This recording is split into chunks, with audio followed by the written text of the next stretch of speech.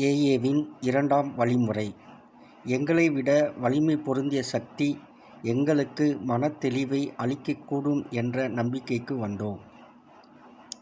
ஏஏவிற்கு வரும் பெரும்பாலான புதியவர்கள் இரண்டாம் வழிமுறையில் அடியெடுத்து வைக்க ஆரம்பித்தவுடனே அவர்கள் எதிர்கொள்ளும் தர்ம சங்கடங்கள் சில சமயம் தீவிரமாக உள்ளன. அவ்வப்போது சிலர் இவ்வாறு கூக்குரல் இடுகின்றனர் என்பதை கேட்கலாம். நீங்கள் எங்களை என்ன செய்திருக்கிறீர்கள்? பாருங்கள், நாங்கள் குடிநோயாளிகள் என்றும் எங்கள் வாழ்க்கையை சரிவர நடத்த முடியவில்லை என்றும் எங்களை நம்ப வைத்திருக்கிறீர்கள். எங்களை இத்தகைய நிராதரவான நிலைக்கு முழுமையாக தள்ளி ஒரு உயர்ந்த சக்தியால் மட்டுமே குடிவெறியை நீக்க முடியும் என்று உறுதியாக கூறுகிறீர்கள். எங்களில் சிலர் இறைவனை நம்ப தயாராக இல்லை. சிலரால் நம்ப முடியாது. இறைவனை நம்பும் சிலரும் இதற்காக அதிசயத்தை செய்வார் என்று நம்ப தயாராக இல்லை. ஆமாம், நீங்கள் எங்களை பெரும் குடிநோயிலிருந்து காப்பாற்றிவிட்டீர்கள். சரி, ஆனால் நாங்கள் இங்கிருந்து எங்கு செல்வது? நம்ப தயாராக இல்லை என்று கூறும் சண்டைக்காரனை நாம் முதலில் எடுத்துக்கொள்வோம். மனநிலையை பொறுத்தவரை அவனை ஒரு காட்டு மிராண்டியுடன் தான் ஒப்பிட முடியும். அவன் மிக உயர்வாக கருதிய அவனுடைய முழு வாழ்க்கை தத்துவமும் பயமுறுத்தப்பட்டது. குடியை அவனை கீழான நிலையில் வைத்திருக்கிறது என்பதை அவன் ஏற்றுக்கொள்ள சங்கடப்படும் நிலையில் இது உண்மையில் ஏதோ ஒரு நடக்காத காரியம் என்பது போல எதிர்கொள்கிறான். சின்னஞ்சிறிய கரு அணுவில் இருந்து மனிதனாக உருவான பரிமாண வளர்ச்சியை இறைவனாக கருதிய இவன் தன்னை காப்பாற்றிக் கொள்வதற்காக அந்த உலகையை துறக்க வேண்டுமா என்பதை எவ்வாறு ஏற்றுக்கொள்வான்? இந்த கட்டத்தில் இதுவே ஒரு கடைசி வாய்ப்பு என்றும் இது முடிவின் தொடக்கம் என்றும் நினைக்கும் புதிதாக வருபவனை பார்த்து அவனுடைய ஏஏ வழிகாட்டி சிரிக்கிறார். ஆம், அது அப்படித்தான் இருக்கிறது. அந்த முடிவின் தொடக்கம் பழைய வாழ்க்கையை முடித்து புதிய வாழ்க்கையின் ஆரம்பத்திற்கு வித்திட விளைகிறது. அவனுடைய வழிகாட்டி அவனுக்கு கீழ்க்கண்டவாறு கூறுகிறார். எளிதாக ஏற்றுக்கொள். நீ நினைத்து கொண்டிருப்பதை விட நீ நுழைய வேண்டிய வளையம் பெரியது. என் அனுபவத்தில் நான் அவ்வாறு காண்கிறேன். அமெரிக்காவின் நாஸ்திக சங்கத்தின் உப தலைவராக இருந்த என் நண்பன் ஒருவன் அப்படித்தான் கருதினான். ஆனால் அவன் நினைத்ததை விட குறுகிய காலத்தில் சாதித்துள்ளான். புதிதாக வந்தவன். சரி, நல்லது, நீங்கள் உண்மையைத்தான் கூறுகிறீர்கள் என்று அறிகிறேன். என்னை போல் நம்பிக்கை கொண்டிருந்த பலர் ஏஏவில் உள்ளனர் என்பதில் ஐயம் இல்லை. ஆனால் இத்தகைய சூழ்நிலையில் இதை ஒருவன் எப்படி எளிமையானதாக எடுத்துக்கொள்ள முடியும்?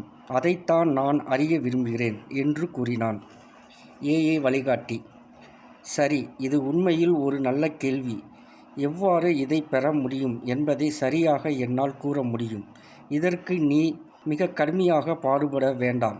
மாறாக விருப்பம் இருந்தால் இம்மூன்று கருத்துக்களை கவனமாக கேள். முதலில், ஏஏ இயக்கம் எதையும் நம்ப வேண்டும் என்று உன்னை வற்புறுத்தவில்லை. இதன் 12 வழிமுறைகளும் வெறும் யோசனைகளே. இரண்டாவது, குடியில்லாத நிலை அடைவதற்கும் அந்த நிலை தொடர்ந்து இருப்பதற்கும் இப்போதே இரண்டாம் வழிமுறையை முழுமையாக மேற்கொள்ள வேண்டும் என்ற கட்டாயம் இல்லை. என்னை நானே திரும்பி பார்க்கும்பொழுது நானும் அதை கொஞ்சம் கொஞ்சமாகத்தான் மேற்கொண்டேன் என அறிகிறேன். மூன்றாவதாக, உனக்கு திறந்த மனப்பான்மையே உண்மையில் முக்கிய தேவை.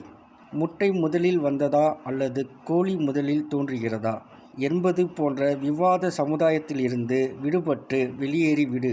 மீண்டும் கூறுகிறேன், திறந்த மனப்பான்மைதான் உனக்கு முக்கிய தேவை. ஏஐ வழிகாட்டி மேலும் தொடர்ந்து, உதாரணத்திற்கு என்னையே எடுத்துக்கொள்.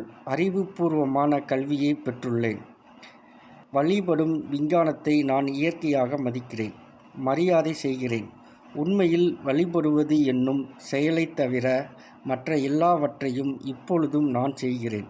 காலந்தோறும் அவ்வப்போது நிகழும் விஞ்ஞான முன்னேற்றத்தின் ஆதார கொள்கையானது மீண்டும் மீண்டும் திறந்த மனத்துடன் தேடலும் ஆராய்ச்சியுமே என்று என் விஞ்ஞான ஆசிரியர்கள் போதித்தனர். முதலில் ஏஏவில் நான் பங்கு பெறும்போதும் என் மன பிரதிபலிப்பும் உங்களுடையது போலவே இருந்தது. இந்த ஏஏவின் மீட்புச் செயல் விஞ்ஞான முறைப்படி அமையவில்லை என நான் நினைத்தேன். என்னால் இதை ஏற்க முடியவில்லை. இது அர்த்தமற்றது என்று ஒதுக்கினேன் என்று கூறினார். மேலும் அவர், பிறகு நான் விழித்து கொண்டேன். ஏஏ வெறும் பயனை மட்டும் தருகிறது என்பதல்லாமல் மாபெரும் பயனை தருகிறது என்பதை நான் ஒப்புக்கொள்ள வேண்டியிருந்தது. இதை பொறுத்தவரை என் மனப்பான்மை விஞ்ஞான ரீதியாக மட்டுமே இருந்தது என்பதை அறிந்தேன். குறுகிய மனப்பான்மை ஏஏவில் இல்லை, என்னிடமே உள்ளது என்பதை உணர்ந்தேன். நான் விவாதங்களை நிறுத்திய அந்த நிமிடம் முதலே என்னால் நல்லதை காணவும் நல்லதை உணரவும் முடிந்தது. அப்போதில் இருந்து இரண்டாம் வழிமுறை மெதுவாக படிப்படியாக என் வாழ்வில் ஊடுருவ ஆரம்பித்தது. என்னை காட்டிலும் ஒரு உயர்ந்த சக்தி இருக்கிறது என்பதை எச்சமயத்தில் எந்த நாளில் இருந்து நான் நம்பத் தொடங்கினேன் என்று என்னால் கூற இயலாவிட்டாலும் இப்பொழுது நான் உறுதியான நம்பிக்கை கொண்டுள்ளேன். அதை அடைய நான் என் மன போராட்டங்களை நிறுத்தி ஏஏ வழிமுறைகள் அனைத்தையும் எவ்வளவு மகிழ்ச்சியோடு என்னால் பயிற்சி செய்ய முடியுமோ அவ்வளவு மகிழ்ச்சியோடு செய்ய வேண்டி இருந்தது என்று கூறினார். இது ஒரு தனி மனிதனின் சொந்த அனுபவத்தின் அடிப்படையில் தோன்றிய கருத்து. ஏஏவினர் நம்பிக்கையை வளர்த்து கொள்ள எண்ணற்ற பாதையில் செல்கின்றனர் என்பதை என்னால் விரைந்து உறுதி கூற முடியும். நான் கூறிய இவ்வழியை நீ விரும்பாவிட்டாலும் நீ பார்ப்பதன் கேட்பதன் மூலம் மட்டுமே உனக்கு ஏற்ற ஒன்றை நிச்சயமாக தேர்ந்தெடுப்பாய். உன்னைப்போல் சிலர் மாற்று வழிகளால் இப்பிரச்சனைக்கு தீர்வு கண்டார்கள். நீ விரும்பினால் ஏஏவே உன்னுடைய உயர்ந்த சக்தியாக ஏற்றுக்கொள். குடிப்பிரச்சனைக்கு இந்த மாற்று வழிகளால் தீர்வு கண்டவர்கள் பலர் உள்ளனர். இந்த பிரச்சனையின் தீர்வுக்கு அருகில் கூட வராதவர்களை விட இவர்கள் உயர்ந்த சக்தி வாய்ந்தவர்கள். நீ உறுதியாக அவர்கள் மீது நம்பிக்கை வைக்கலாம். இந்த குறைந்த அளவு நம்பிக்கையே போதுமானது. நீ காணும் பல உறுப்பினர்களும் இந்த கரடு முரடான பாதையை இம்முறையில்தான் கடந்தார்கள். அப்படி கடந்தவுடன் இவர்களது நம்பிக்கை விசாலமும் ஆழமும் கொண்டதாயிற்று என்று கூற கேட்கலாம். குடிவெறியிலிருந்து மீண்ட பின் அவர்களுக்கு நம்ப முடியாத அளவு நம்பிக்கை மாற்றம் ஏற்பட்டு உயர்ந்த சக்தியில் நம்பிக்கை ஏற்பட்டு பலர் இறைவனை பற்றி கூட பேச ஆரம்பித்தனர் என்று கூறினார். அடுத்து முதலில் நம்பிக்கை கொண்டவர்களாக விளங்கி பிறகு நம்பிக்கை இழந்த அவர்களின் நிலையை பார்ப்போம். அந்த நிலையில் ஒரு அலட்சிய மனப்போக்கிற்கு தள்ளப்பட்டவர்கள் சுய தேவை நிறைவடைந்த பின் தாமாகவே கத்தரித்து கொண்டவர்கள், மனதிற்கு எதிராக தவறான கருத்துக்களை மேற்கொண்டவர்கள், தங்கள் வேண்டுகோள் நிறைவேறாததால் இறைவனிடம் ஒரு வெறுப்பை ஏற்படுத்தி கொண்டவர்கள் என்று பலதரப்பட்டவர்கள் இதில் அடங்கி இருக்கலாம். இத்தகையோர் அனைவருக்கும் செயல்படக்கூடிய ஒரு நம்பிக்கையான வழியை இனியும் கண்டுபிடிக்க முடியும் என்று ஏஏவின் அனுபவம் கூற முடியுமா? நம்பிக்கை இல்லாதவர்களை விட நம்பிக்கையாக உண்மையாக முயற்சி செய்ததாக நினைத்து அதிக நம்பிக்கை தேவை என்று எண்ணிய நம்பிக்கை இழந்தவர்கள் அல்லது நம்பிக்கையை ஒதுக்கி தள்ளியவர்களை மீட்பது ஏஏவிற்கு கடினமாகிறது. அவர்கள் நம்பிக்கை வழி, நம்பிக்கை இல்லாத வழி ஆகிய இரண்டு வழிகளிலும் முயன்றனர். எனினும் இரு வழிகளிலும் முடிவில் கசப்பான ஏமாற்றத்தையே நிரூபித்தனர். அதனால் அவர்களுக்கு ஏதுவானாலும் செல்வதற்கு புகலிடமே இல்லை என்ற முடிவுக்கு வந்து விடுகிறார்கள். இறைவனை சந்தேகிப்பவன், முரடனான நாத்திகன் இவர்களை காட்டிலும் அலட்சிய போக்கு, கற்பனையான தன்னிறைவு, தப்பெண்ணம், எதிர்ப்பு மனப்பான்மை போன்றவைகளே அவர்களுக்கு அதிக உறுதியாக இருப்பதால் இவையை தகர்க்க முடியாத தடை கற்களாக விளங்குகின்றன என்று அவ்வப்போது நிரூபிக்கப்பட்டது. இறைவன் இருப்பை நிரூபிக்க முடியும் என்று மதம் கூறுகிறது. இறைவனை சந்தேகிப்பவன் நிரூபிக்க முடியாது என்று கூறுகிறான். நாத்திகன் இறைவன் இல்லை என்பதை நிரூபிக்கலாம் என்று கூறுகிறான். நம்பிக்கையை விட்டு விலகி செல்பவர் ஆழ்ந்த குழப்பத்தில் இருக்கும் சங்கட நிலை தெளிவாக தெரிகிறது. அவன் தனக்கு ஆறுதல் தரக்கூடிய எந்த தெளிவான நம்பிக்கையையும் பிடித்து கொள்ள முடியாதவன் என்ற தனக்குத்தானே நினைத்து கொள்கிறான். இறைவனை நம்புபவன், இறைவனை சந்தேகிப்பவன், நாத்திகன் இவர்களை விட நம்பிக்கை இழந்தவன் எதையும் ஒரு சிறிது கூட அடைய முடியவில்லை. அவன் திக்கு தெரியாதவன் ஆகிறான். இந்த திக்கு தெரியாத குடிநோயாளியிடம், ஆம், நாங்களும் எங்கள் குழந்தை பருவம் முதல் நாங்கள் கொண்டிருந்த நம்பிக்கையில் இருந்து திருப்பி விடப்பட்டோம் என்று பல ஏஏ அங்கத்தினர்கள் கூறினர். இளமை பருவத்தில் இருந்த அதிகப்படியான தன்னம்பிக்கை மிகையாக இருந்தது. ஆனால் நல்ல வீடும் மத வழி பயிற்சிகளும் எங்களுக்கு சில மதிப்புகளை தந்துள்ளன என்று மகிழ்ச்சி அடைந்தோம். உண்மை, சகிப்புத்தன்மை, நியாய உணர்வு, அத்துடன் ஆர்வம், கடின உழைப்பு ஆகியவை எங்களிடம் இருக்க வேண்டும் என்று உறுதியாக எண்ணினோம். இத்தகைய எளிய நியாயமான விதிமுறைகளும் கண்ணியமுமே போதும் என்ற மன திருப்தியை அடைந்தோம். இவைகளே பொருளாதார வெற்றிக்கு அடித்தளமானதால் நாங்கள் வாழ்க்கை விளையாட்டில் வெற்றி பெறுவதாக நினைத்தோம். இந்த உணர்வு எங்களை உற்சாகமூட்டி மகிழ்ச்சியை தந்தது.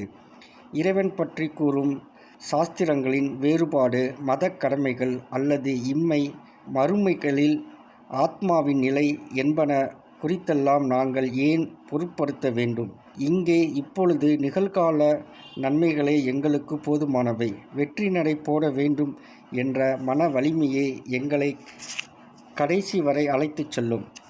ஆனால் பிறகு மது அதன் போக்கை எங்கள் மீது காட்டத் தொடங்கியது. கடைசியில் எங்கள் அனைவருடைய போட்டி பற்றிய மதிப்பெண்ணும் 0 என்று படிக்கும் பொழுது, இன்னும் ஒரே ஒரு முறை இத்தகைய தாக்குதல் எங்கள் மேல் விழுந்தாலும் இந்த விளையாட்டு பந்தயத்திலிருந்தே நாங்கள் ஒதுக்கி தள்ளப்பட்டு விடுவோம். இந்த நிலையில் இழந்த நம்பிக்கையை மீண்டும் பெற முயற்சி செய்தோம். ஏஏவில் நாங்கள் இதை திரும்ப கண்டுபிடித்தோம். அதே போல நீங்களும் முயற்சி செய்யலாம். இப்பொழுது நாம் மற்றொரு வகையினரின் பிரச்சனையை காண்போம்.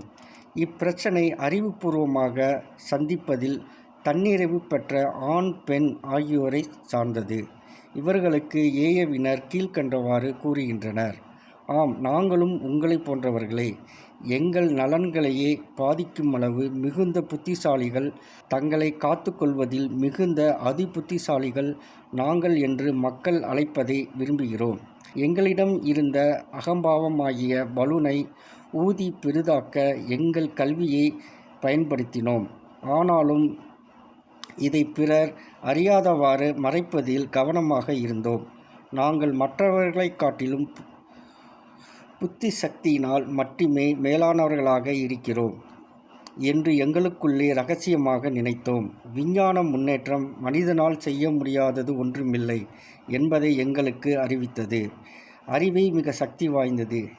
இயற்கையை அறிவாற்றல் வெல்லும்.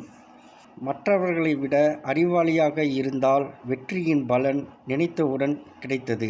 இறைவனை சார்ந்ததான உள்ளுணர்வு வெளியேற்றப்பட்டு அவ்விடத்தில் அறிவு பற்றிய மனிதனின் பெருமிதம் இடம் மாறிவிட்டது.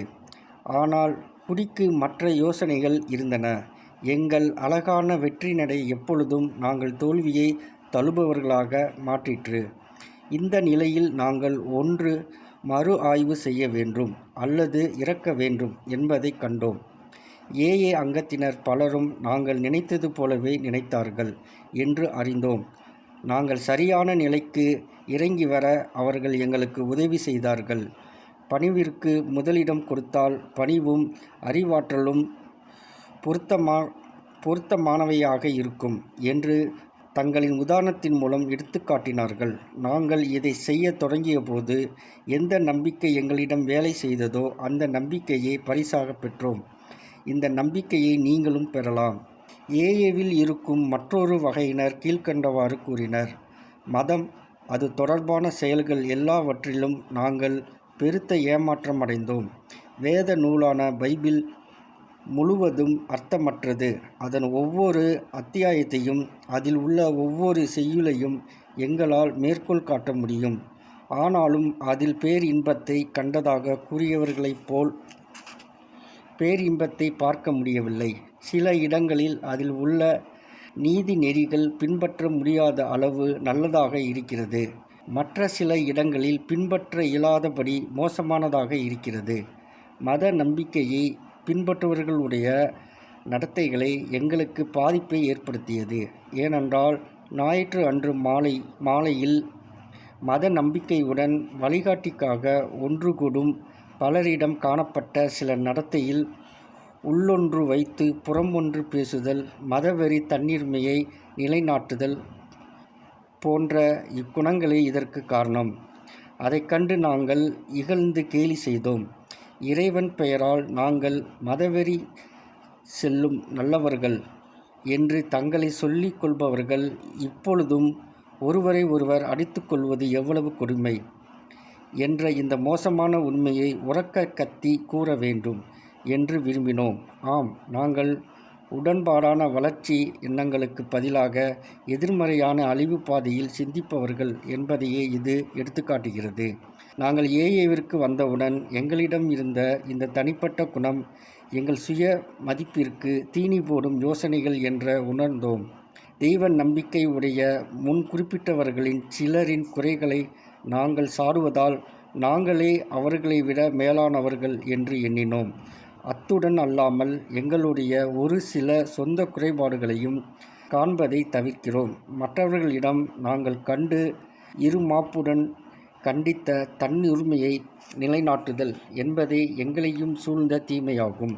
இந்த போலித்தனமான கௌரவமே எங்கள் நம்பிக்கை வளர தடையாக இருந்தது. ஆனால் கடைசியில் ஏஏவிற்கு தள்ளப்பட்டவுடன் இதனை நாங்கள் நன்கு உணர்ந்தோம். மனநல மருத்துவர்கள் அடிக்கடி குடிநோயாளியிடம் மேலோங்கி நிற்கும் குணமே கீழ்ப்படியாமைதான் என்று கூறுவர். எங்களில் பெரும்பாலோர் இறைவன் மறுப்பை அன்றாட செயலாக கொண்டு இருப்பது ஒன்றும் புதுமையில்லை. ஏனென்றால் இது பேராசை கொண்ட ஒரு குழந்தை கிறிஸ்மஸ் தாத்தாவிடம் இருந்து பெறுவதற்காக தயாரிக்கும் நிறைவேற்ற முடியாத பரிசு பட்டியல் போல் நாங்கள் விரும்பிய வாழ்க்கை நலன்கள் அனைத்தையும் இறைவன் எங்களுக்கு கொடுக்காததே காரணமாகும். மேலும் நாங்கள் அடிக்கடி மோசமான பேரிடிகளை சந்தித்ததாலும் எங்கள் சித்தப்படி எதுவும் நடக்காதனாலும் இறைவன் எங்களை கைவிட்டு விட்டார் என்று கருதினோம். நாங்கள் மணக்க விரும்பிய பெண் வேறான எண்ணம் கொண்டிருந்தாள். அவளுடைய மனமாற்றத்திற்காக இறைவனை வேண்டிக் கொண்டோம். ஆனால் நிறைவேறவில்லை. ஆரோக்கியமான குழந்தைகளுக்காக வேண்டினோம். ஆனால் குழந்தைகளே கொடுக்கவில்லை, அல்லது நோயுற்ற குழந்தைகளையே கொடுத்தார். வாலிபத்தில் உயர்வை வேண்டினோம். ஆனால் ஒன்றும் நடக்கவில்லை. நம்மை சார்ந்தவர்கள், நாம் இதயபூர்வமாக நேசித்தவர்கள் ஆகியோரிடம் இருந்து இறைவனால் பிரிக்கப்பட்டோம்.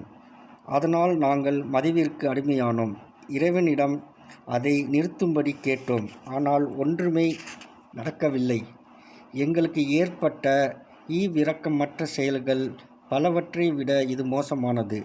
இதனால் மனம் உடைந்த நாங்கள் வெறுப்படைந்து இறைவனாவது நம்புவதாவது என்று இகழ்ந்தோம்.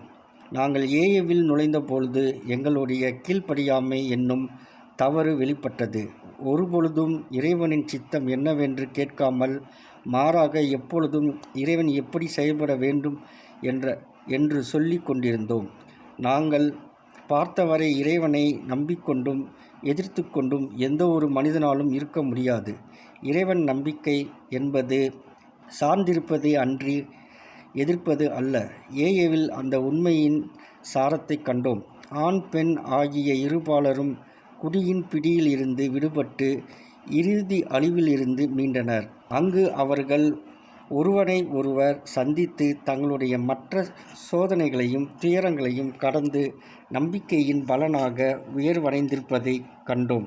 ஏற்க முடியாத சூழ்நிலைகளையும் அவர்கள் அமைதியோடு ஏற்பதை கண்டோம். அச்சூழ்நிலையில் இருந்து தப்பி ஓடவோ அல்லது ஒருவரை மற்றொருவர் குற்றம் சொல்லிக்கொண்டோ இல்லை. இதனை நம்பிக்கை என்று மட்டுமே கூறிவிட முடியாது. அதற்கும் மேலாக எத்தகைய சூழ்நிலையிலும் செயல்படும் நம்பிக்கையாக அது இருந்தது. இதில் இருந்து பணிவின் விலை எதுவானாலும் நாங்கள் அதனை கட்டாயம் தர வேண்டும். நாங்கள் தருவோம் என்ற முடிவுக்கு விரைவில் வந்தோம். தற்போது முழு நம்பிக்கையை நிலைநிறுத்தியும் மது நாற்றத்தை கைவிடாதவர்களை பற்றி பார்ப்போம். இப்படிப்பட்டவன் தன்னை மிகுந்த ஈடுபாடுள்ளவனாக நினைக்கிறான். அவன் தனது மத கோட்பாடுகளை மிகவும் அக்கறையுடன் பின்பற்றுபவன். அவன் இன்னும் இறைவனிடம் உறுதியான நம்பிக்கை உடையவனாக இருந்தும் அவர் நம்மிடம் நம்பிக்கை கொள்ளவில்லை என்று சந்தேகிக்கப்படுகிறான். அவன் மென்மேலும் சபதம் செய்கிறான். ஒவ்வொரு முறை சபதம் செய்த பின்பும் குடிக்கத் தொடங்குகிறான். அத்துடன் அல்லாமல் சென்ற முறை நடந்து கொண்டதை விட மோசமாக நடந்து கொள்கிறான். இறைவனை பணிவோடு வேண்டிக் கொண்டே வீரத்துடன் குடி மீட்புக்காக போராட அவன் முயற்சி செய்கிறான். ஆனால் இறைவனிடமிருந்து உதவி வரவில்லை. பிறகு இதற்கு காரணம் என்னவாக இருக்கும்? ஒரு குடி நோயாளி நல்லவனாகவும் குடியிலிருந்து விடுபட கடுமையாக முயற்சி செய்பவனாகவும் இருந்தும் மீள முடியாமல் இருப்பது பாதிரிமார்கள், மருத்துவர்கள், நண்பர்கள், குடும்பத்தினர் ஆகியோருக்கு மனதை உடைக்கும் புதிதாக இருந்தது. பெரும்பாலான ஏஏ அங்கத்தினர்களுக்கு அவன் புதிரல்ல. எங்களின் பலரும் அவனைப் போலவே இருந்ததால் அப்புதிரின் விடையை கண்டறிந்தோம். நம்பிக்கையின் அளவை விட அவன் தரமே சிறந்தது என்பதை புதிரின் விடையாக கண்டறிந்தோம். இது எங்கள் பார்வைக்கு புலப்படாத இடம் என்பதை விளக்குகிறது. உண்மையில் எங்களிடம் இல்லாத பணிவை இருப்பதாக நினைத்தோம். எப்பொழுது நாங்கள் நேர்மையாக மத வழி பயிற்சிகளை மதிப்பீடு செய்ய ஆரம்பித்தோமோ அப்பொழுதே மிக தீவிரமாக செல்வதாக நினைத்த நாங்கள் உண்மையில் மேம்போக்காக செல்பவர்கள் என்பதை கண்டோம். இவ்வாறு இன்றி இதற்கு மாறாக மறுபக்கம் சென்றால் நாங்கள் உணர்ச்சியில் உழல்பவர்கள். அத்துடன் இல்லாமல் அதனையே உண்மையான மத உணர்வு என்று தவறாக கருதினோம். மேற்கூறிய இவ்விரு முறைகளிலும் நாங்கள் ஒன்றும் செய்யாமலே பலனை மட்டும் எதிர்பார்த்து கொண்டிருந்தோம். மன வீட்டை தூய்மையாக்காததால் இறைவன் அருள் எங்களுக்குள் நுழைய முடியவில்லை. குடிவெறி வெளியேறவில்லை. இதுவே உண்மை. இவற்றை பற்றியெல்லாம் ஆழமான அர்த்தமுள்ள எங்களை பற்றிய கருத்தாய்வை மேற்கொள்ளவில்லை. எங்களால் பாதிக்கப்பட்டவர்களுக்கு பரிகாரம் செய்யவில்லை. பயனை கருதாமலோ பதில் உதவியை எதிர்பார்க்காமலோ ஒருவருக்கு உதவி செய்யவில்லை. நாங்கள் இறைவனை சரியான முறையில் கூட பிரார்த்திக்கவில்லை. நாங்கள் எப்பொழுதும் என் விருப்பங்களை நிறைவேற்று என்று வேண்டினமே தவிர உனது சித்தத்தின்படி நடக்கட்டும் என்று கூறவில்லை. இறைவன் பக்தி, மனித நேயம் என்றால் என்ன என்று நாங்கள் புரிந்து கொள்ளவில்லை.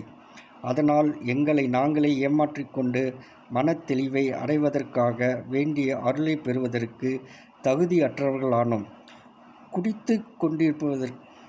குடித்து கொண்டிருக்கும் குடி நோயாளிகளில் எவ்வளவு பேருக்கு தாங்கள் முரண்பாடானவர்கள் என்று தெரியும். அப்படி தெரிந்தாலும் ஏற்றுக்கொள்வார்களா? உண்மையில் மது பழக்கம் உள்ளவர்களில் ஒரு சிலரே தாங்கள் ஒரு பிரச்சனை குடிகாரர்கள் என்பதை ஒப்புக்கொள்கிறார்கள். ஆனால் உண்மையில் தாங்கள் மன நோயாளிகள் என்பதை ஏற்றுக்கொள்ள தயாராக இல்லை.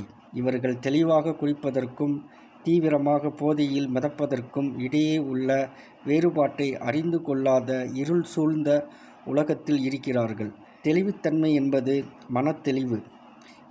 எந்த ஒரு குடிநோயாளியும் குடியேற்ற தெளிவில் இருக்கும் பொழுது அவனுடைய அறிவுபூர்வ நடத்தையால் எழுந்த தன்னறிவு சாப்பாட்டு மேசை நாற்காலி மீது எழுந்ததா அல்லது தன் சொந்த நடத்தை மீது எழுந்ததா என்று ஆராய்வதனாலேயே அவனுக்கு மனத்தெளிவு இருப்பதாக கருத முடியாது.